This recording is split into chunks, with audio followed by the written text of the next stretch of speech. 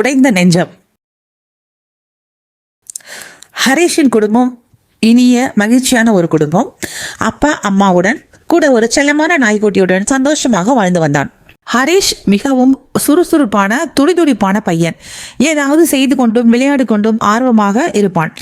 அவனுடன் அவனுடைய நாயும் சேர்ந்து விளையாடும். இருவரும் மிகவும் மகிழ்ச்சியாக ஒவ்வொரு பொழுதையும் கழிப்பார்கள்.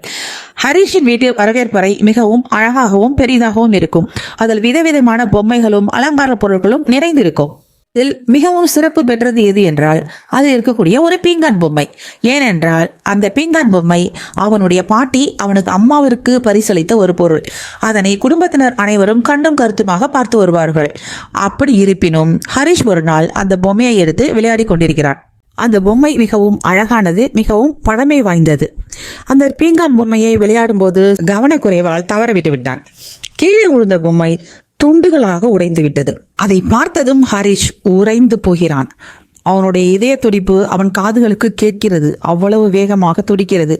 என்ன செய்யலாம் என்று யோசித்து சுத்தி பார்க்கிறான். அருகில் அவனுடைய நாயான டாமி ஆழ்ந்த தூக்கத்தில் இருக்கிறது. இவன் என்ன செய்யலாம் என்று ஒரு கணம் யோசித்து உடனே அந்த உடைந்த பொம்மை துண்டுகளை நாயின் அருகில் மெதுவாக கொண்டு வைத்துவிட்டு ஒன்றும் தெரியாதவன் போல் நகர்ந்து விடுகிறான். சிறிது நேரத்தில் அவங்க அப்பாவும் அம்மாவும் வராங்க. நுழைந்து அவனுடைய அம்மா உடைந்த பொம்மையை பார்த்ததும் அதிர்ச்சியில் அதன் அருகில் அமர்ந்து கொண்டு என்ன செய்வது என்று தெரியாமல் அமைதியாக இருக்கிறார். அவனுடைய அப்பா என்னடாச்சி, ஏன் பொம்மை அப்படி கிடக்கு என்று கேட்கிறார். அந்த ஒரு வினாடிக்குள் அவன் யோசிக்கிறான், என்ன சொல்லலாம், யாரை மாட்டி விடலாம் என்று யோசிக்கும் பொழுது ஒரு பாவமும் அறியாத அப்பாவி டாமி அருகில் விழித்து பார்த்து முழித்து கொண்டிருக்கிறது. அப்பா, டாமி தான்ப்பா உடைச்சிட்டான் அப்படி என்று அவன் சொல்லும்போது என்ன சொல்கிறான் என்று கூட தெரியாமல் பார்த்தது அந்த நாய். டாமிக்கு துடுக்குத்தனமும் விளையாட்டுத்தனமும் ரொம்ப ஜாஸ்தி ஆயிடுச்சு. இனிமே அதை வீட்டுக்குள்ள வச்சுட்டு இருந்தா நமக்கு பிரச்சனை தான்.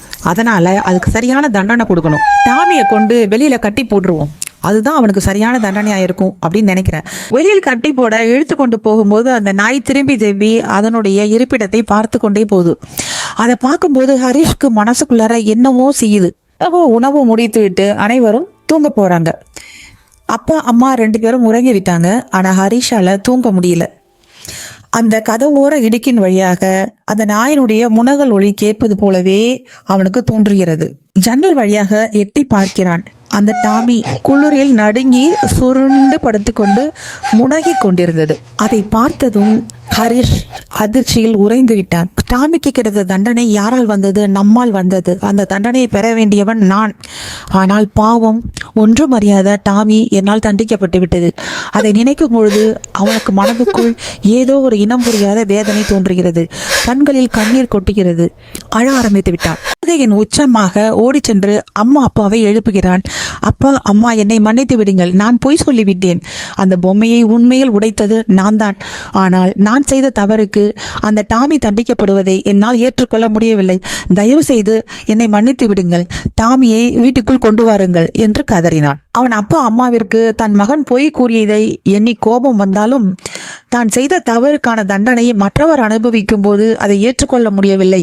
அந்த வேதனையை அவன் உணர்கிறான் என்று தெரிந்த பொழுது அவனை அணைத்து அரவணைக்கின்றனர். டாமியை உள்ளே அழைத்து வருகின்றனர். வந்தவுடன் ஹரிஷ் அப்பொழுதுதான் மிகுந்த மகிழ்ச்சியையும் உச்சகட்ட சந்தோஷத்தையும் அடைகிறான். என்னை மன்னித்து விடுங்கள் என்று மறுபடியும் கேட்கிறான். அவனை அவன் பெற்றோர் அவன் செய்த தவறுக்காக வருத்தப்படாமல் மன்னித்து விடுகின்றனர்.